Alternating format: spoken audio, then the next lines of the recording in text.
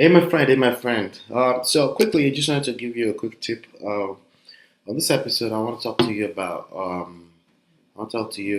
argument. Okay, arguments. Okay, so as a matter of fact, I'm in the midst of reviewing the book "How to Win and Influence Friends," right? By Dale Carnegie, and I definitely recommend that book. I'm listening to the audiobook when I'm driving. I try to, as a matter of fact, you can actually hear me right here. I'm still in the midst of listening to it actually. So I'm actually not done. And I just went through a chapter where he essentially discouraged us, leaders of the world, from like this. okay, see, Our still dealership listening has to made it, so right? many mistakes that I'm frequently ashamed. Yeah. We may have erred in your case, so tell me Okay. about it. So This approach. you definitely, I'm like 7, 10 minutes deep into chapter 5 of 8, I guess. But anyway, so I'm listening to this book and it's talking about argument. And yesterday I went to see my banker late at night. His name is Bob. I'm going to have him on here, interview him very soon. It's a great guy to learn from. But anyway, and I was listening to it, and essentially it comes down to one thing: avoid arguments, especially when it comes to business. Okay, especially, but even in life, I avoid argument. I get into argument with my wife sometimes, and there's really never a good ending to argument. Okay, even if you win the argument, there's no ending to an argument.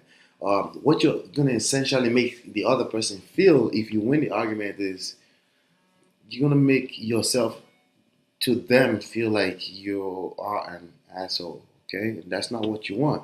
That's not the last feeling you want to leave on a person. So, but the only reason why we argue sometimes because we actually care about the other person we're arguing. We want them to get our point, right? The intentions are good, but the result is not what you want, right? So, I just wanted to share this with you because I just had a situation with a prospect, right? If you know that a prospect has a tendency to argue with you, the best thing is to disqualify them up front. Okay, you're not telling them you're disqualifying them because telling people you disqualify. I just learned that myself. Okay, I'm telling you what I'm going through personally right now. It just happened.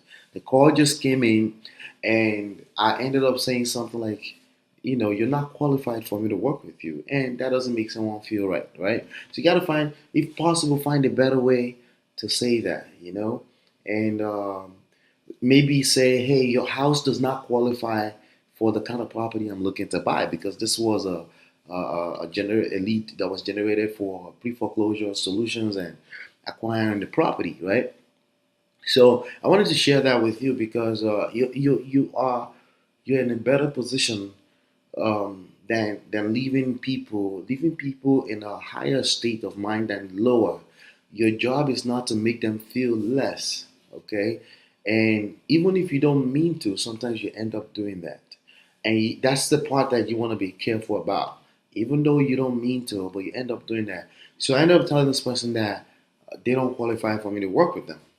That's you saying, I don't like you. And that's you leaving a bad taste in that person's mouth.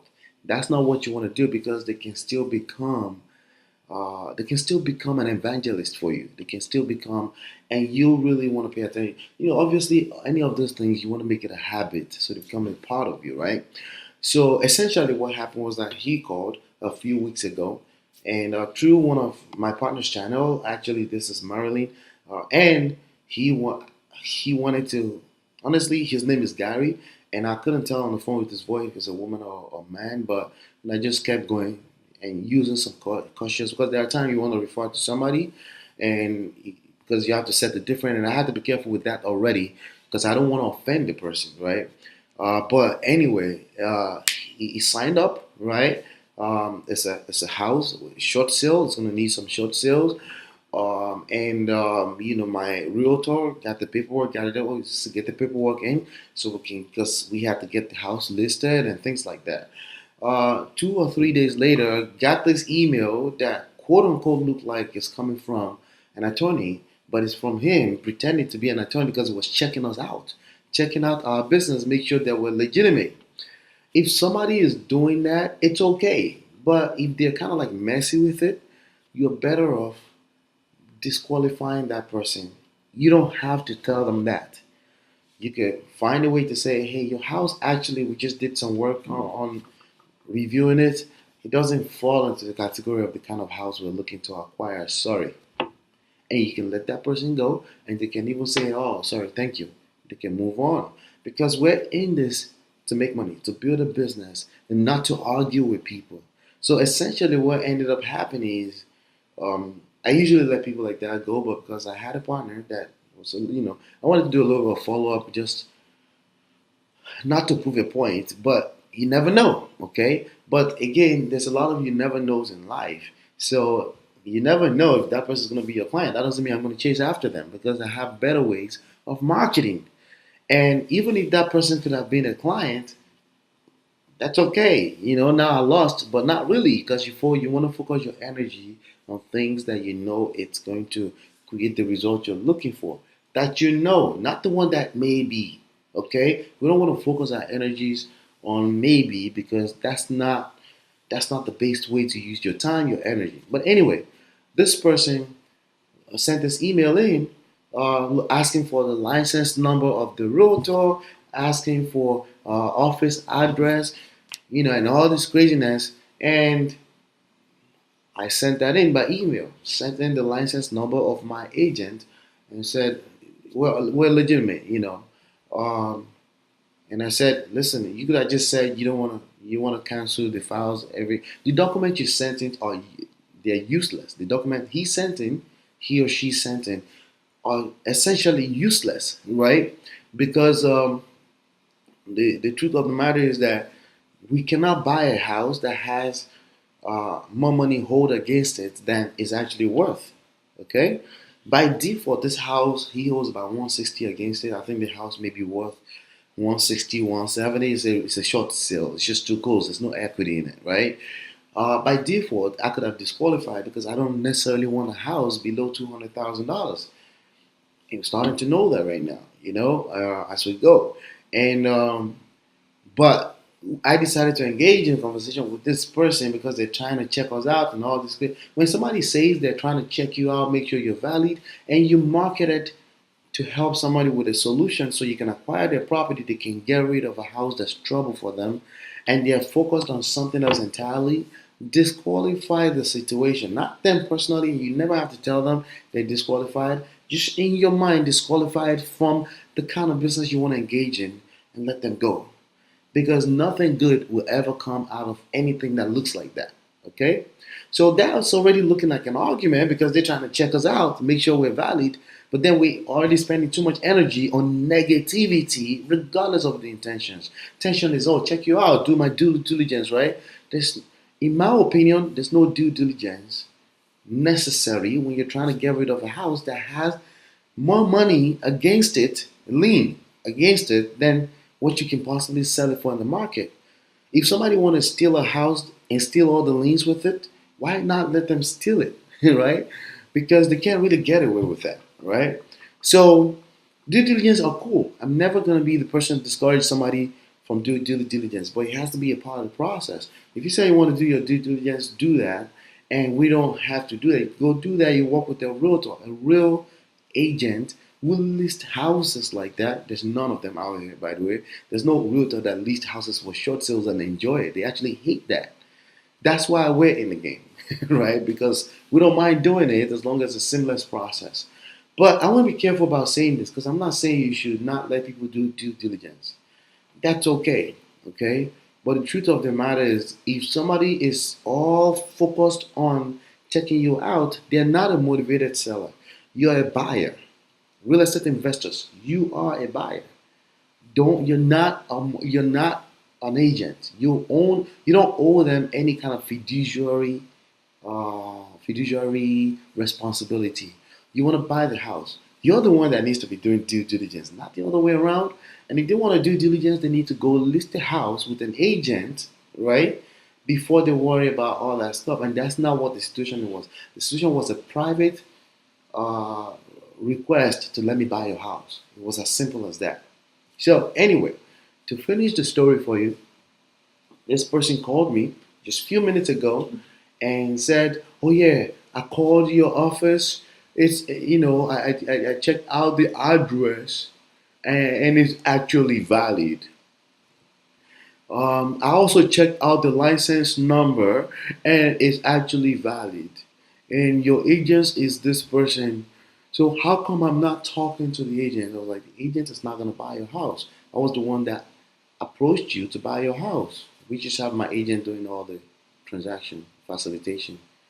And he kept going on and on. And I said, can I be honest with you? This is the mistake I made that I'm sharing with you so you never have to make, okay? Can I be, I said, can I be honest with you? If your energy is all focused on checking me out and I'm the buyer, I don't think, I think that already disqualifies you from me even buying your house or helping you out. And he went crazy, right? And it was like, do you still want to buy a house? Yes or no? You want to buy a house? And he started yelling. That's a situation you never have to find yourself, okay? This from the beginning, the moment somebody pulls out a contract, right? And they pull out a contract wrongfully, right?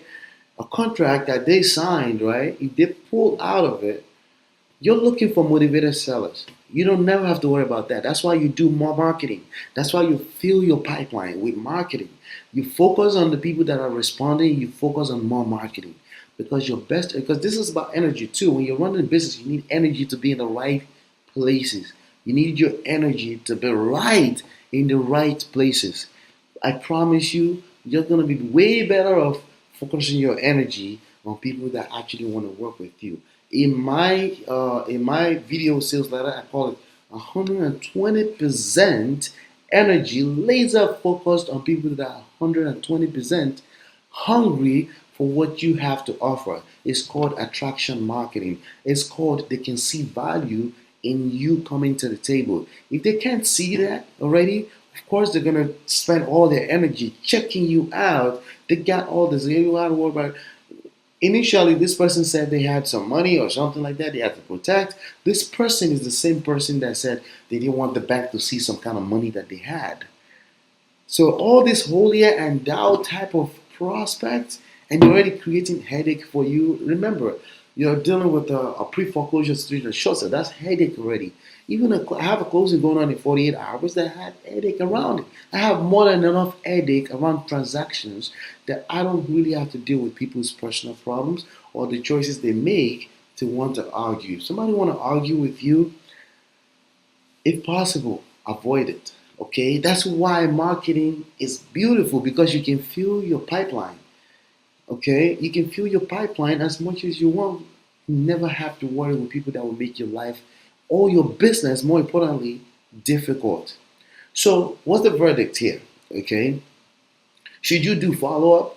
Sure, as long as somebody is not arguing with you, if it's just procrastination, yeah, sure, right? Should you do follow up with somebody trying to check you out and do background check on you because you're about to buy the house? Absolutely not. Because you know what? You don't have to do business with them. Should people do due diligence? Yes, sure. Right? Should you feel obligated to do business with them? No, because there's something called marketing. You can fill your pipeline. You see, every time we send a direct mail out there, that seed is being planted on somebody's table, on their desk, all over the place. Eventually, the calls will run. If you're if you're a beginner, I get it. You want everything to turn to a deal, but it doesn't work like that. It really doesn't. Okay, you gotta be in the game to want to win the game. The way you want to do that is quantity. Okay, I had a quote that I put up on Instagram a few days ago that said, "Quantity matters." How do you put quantity within your business? It's marketing.